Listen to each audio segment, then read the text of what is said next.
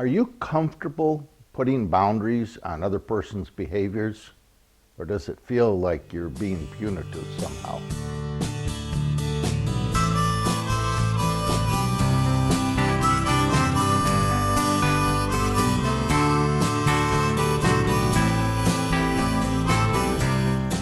Are you comfortable setting boundaries on another person's behaviors? I recently received a question from a reader asking me if setting a boundary in a relationship is a form of blackmail or resorting to the use of threats.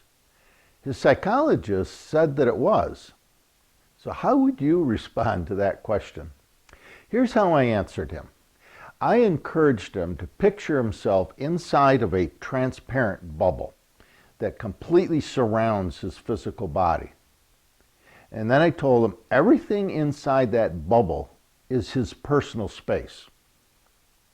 Then I reminded him that we all have the right and the personal responsibility to set boundaries to protect our personal space when another person is violating that space, whether it's physically, psychologically, or emotionally.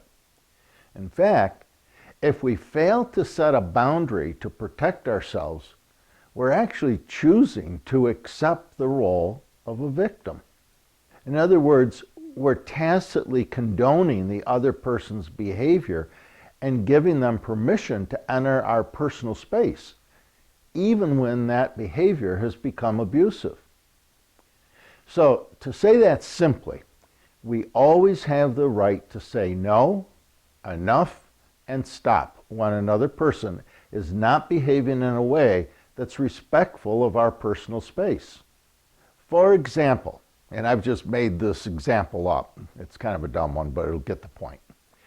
I understand that you would like a cup of tea, but it is 3 o'clock in the morning and you are capable of getting up quietly and making your own tea. So no, I will not get up and make you a cup of tea. In fact, this is the second time this week that you have woken me in the middle of the night to make you tea, 2 hours before I have to get up and go to work. If it happens again, you will be making your own breakfast for the next month. Good night. I told you it was a dumb one, but it gets the point through. I told him that a boundary does not have to be established with anger. And it doesn't have to be an implied threat. It shouldn't be abusive or demeaning, nor does it have to be aggressively stated as a form of blackmail. A boundary can be made after we've had multiple discussions with someone to change a disrespectful behavior, or we can set a boundary immediately if the behavior is severe or threatening to ourselves or to someone that we need to protect, for example, such as a child. A boundary is simply affirming the basic reality or universal principle that every choice and every behavior that we choose to make, or choose not to make, will always create an outcome or a consequence. When we set a boundary on another person's behaviors, we're simply telling them that they have entered our personal space or the personal space of someone we need to protect with an unacceptable behavior. And of course, we are being clear with them what consequence of that behavior will be if they choose to do it again. We are not blackmailing them, nor are we threatening them. We are quietly and simply affirming their right to make a choice and reminding them what the consequence will be if they choose to repeat the unacceptable behavior.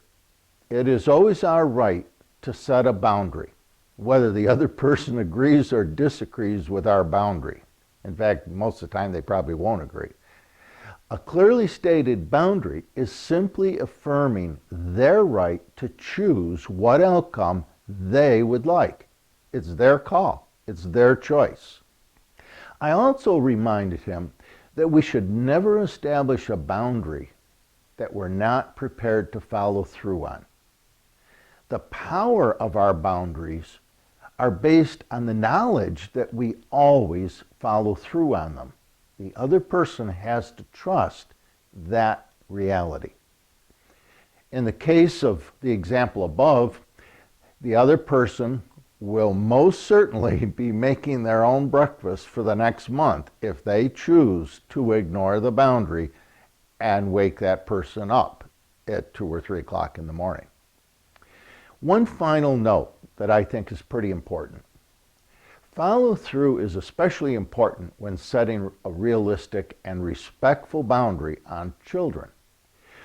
We need to choose our boundaries carefully and then always follow through on them.